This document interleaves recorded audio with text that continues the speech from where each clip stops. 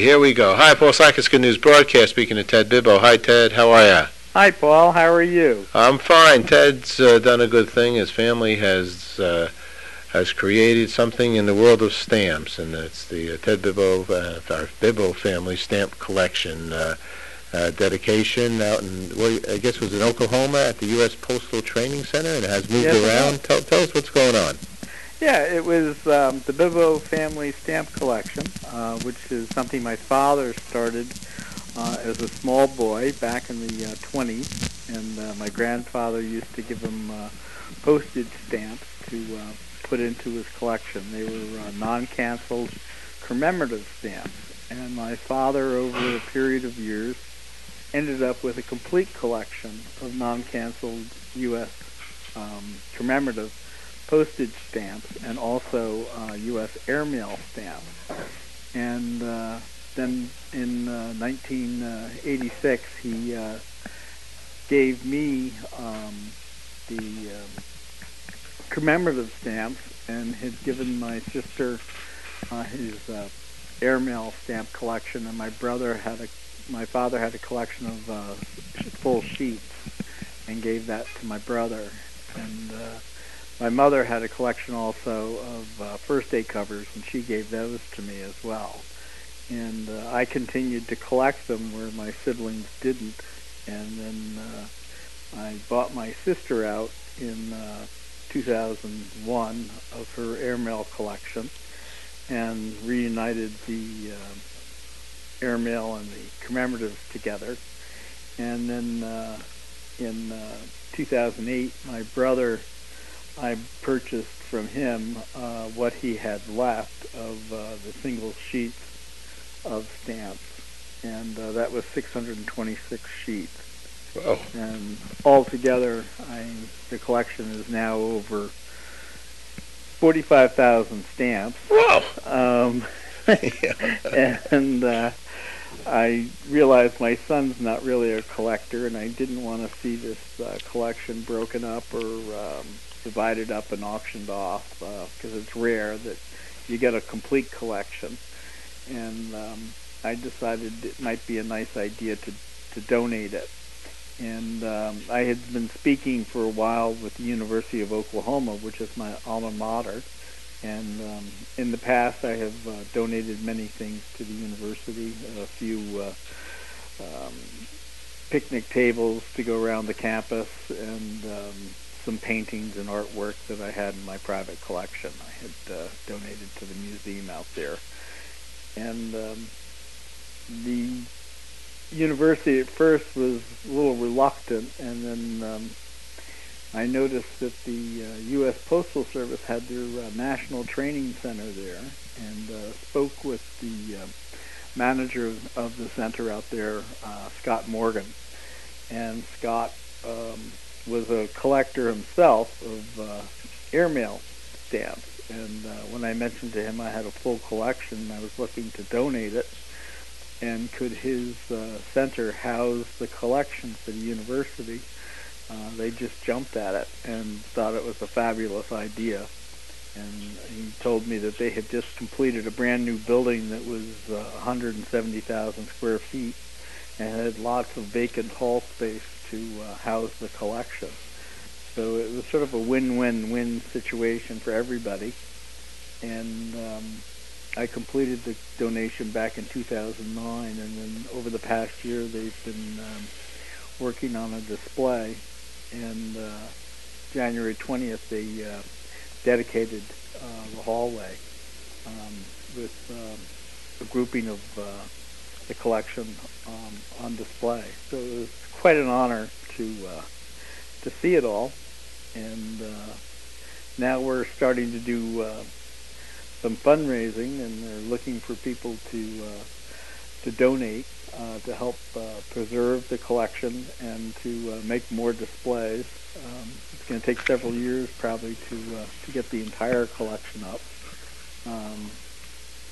And if people want to donate, it would be fabulous. It's one of only 3 complete collections on public display in the United States today. The other 2 were One's in Washington, D.C. at the National Postage Museum, which is part of the Smithsonian. And the other one is at Regis College in Weston, Massachusetts, which was Cardinal Francis Spellman's private collection that he had donated many years ago, which is also up on display. So this is kind of a unique thing that there's a complete collection, and it's in the middle of the country. People can donate to the University of Oklahoma philatelic fund, and they can send that to the University of Oklahoma Foundation, Inc. at 100 Timberdale Road in Norman, Oklahoma. And also they could call in, which is 866-321-1174 is the toll-free number for anybody that wants to donate. And I believe anything over $25 you get a tax receipt for. So. Okay. Yeah. So it's something now that belongs to America for everybody to see, which is really kind of unique for those that are into stamp collecting. And there's lots of school kids that go on tour out there to see how the post office runs their center, as well as they have 20,000 employees go through the center every year as well. And a lot of tour groups also visiting museums and stuff out there can also go by the post office to see how it's done out there. And you can arrange a tour if you're ever in the area, Norman, Oklahoma. The U.S. Postal Service National Center for Employee Development is at 2701 East Imhoff Road in Norman, and their phone number is 405-366-4302, and you can call for a reservation to view the collection as well as their facility, which is quite fascinating to see because it's how the post office processes all these machines and trains their personnel how to run these massive, mammoth machines that sort millions of letters a day. It's quite something to see. I will let the audience know a couple of things. Then I want to hear more about, a family donating to a university or to the Postal Service back and so on and so forth. But I just want to say a couple of quick notes here. Sure. Because Ted and I actually went to school together back in elementary school, no less. Yeah. And high school. Tarrytown, little old Tarrytown in New York. And one of the kinds of things that I was enamored with is that we had a personal friend. His name is Jack Edelson, and he was the postmaster of Tarrytown. And my dad's shoe store was right across the street. And so I did go into that postal service and see how they put. I remember him taking me, and I was very impressed because I collected stamps also, and have a stamp collection. And I have a tremendous love for stamps and an appreciation. So what you've done is very special. And then eventually in my business career, for 12 years, the Postal Service was my client. And I always would, love it because I love stamps and what they do and what they represent. And, I think nowadays, we have so much technology, right, with the emails and everything. There's nothing like getting a letter. I mean, I know it has some environmental concerns, but when you get a letter with a stamp on it, boy, it's and handwritten. I mean, it's like you've been given a gift. That's true. That's true. And if you look at that stamp and all the artwork that goes into it, they're quite amazing. The stamps all commemorate moments in our history and people in our history. And the artwork that goes into them, the engravings and stuff, are quite something, especially the older ones. And it never ceases to amaze me the number of stamps that the U.S. government has produced with either Ben Franklin or George Washington on them, and the American flag or the Statue of Liberty, and they've made each and every one unique and different from the one before. Well, and it's quite something to see. I was told that in one day they can circumference the entire planet Earth with the amount of letters that they actually do distribute. It's an amazing operation, and even later on I'll throw one more bit of involvement and a hooray for the Postal Service when there was the Oklahoma City bombing back in the years. And it was actually my biggest project ever in my business. We sent out 100 people to hand out letters that were written from 5 different towns here in America, as well as including Puerto Rico, to the children that were affected by that bombing. And when they flew them out in the Eagle out there in Oklahoma City or out of town, and the care and the concern and the postal service here, it just was breathtaking. A lot of good things going on. Last question for you, Ted. Sure. So, I venture to say that that's worth a lot of money, the Bibbo collection there. You've donated it. It's a beautiful thing. What would bring the family to do that? It was just to preserve it. It's a complete thing.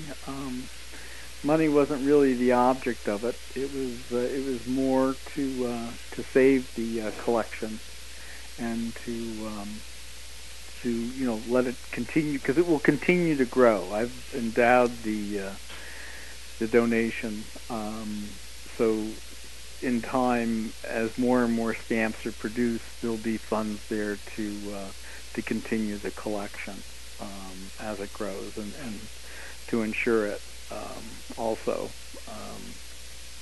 But now it's it's as I say, it's a growing thing. It's a living thing. It just continues to grow and grow and grow.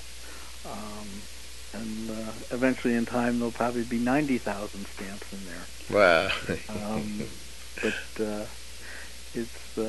it's quite something, and I know for years it had been locked away in bookshelves and stuff in my office, in my home, and in my den. And when I went to donate it, I had to do an inventory of all the stamps, and it took me 6 weeks to do the inventory. Wow. And count them all up and add them all up, and it was amazing to look at all the stamps as I was doing it, and to see the full collection. And it ended up taking 6 bins of these plastic bins from Home Depot to put them all into. And then I put them in the back of my car, and I drove them out to Oklahoma, because I was afraid to fly with them with the moisture from going up into the air and coming down again with the hot and the cold. But they all stick together. That'd be the worst. They'd end up all sticking together. So I figured it was better to have them climate controlled in the back of my my SUV, and drove them out and then came back with them. I have a couple of frustrating stamp situations where I didn't use the right kind of tape to tape the double face the tape and put the stamp in the book. That wasn't a good story. No. I mean, these are it's the mounts that these things are in. There's no glue used to damage the back of the stamp. They're in these little holders that you place the stamp in, and then you mount that into the books. And it's amazing, because some of the really rare stamps, some of them are old and were hinged, and when they're hinged, which is this little piece of glue that you put on the back of it to stick it into the albums, as it was done in the old days, in the beginning of collecting, that ruins the value of the stamp. So they're still worth a lot of money, but you've cut it in half from what it would be worth if nobody had ever hinged it. Sure. It's worth a lot of money for the fact that it's non-canceled, that it's never been used. So your dad spent a lot of time.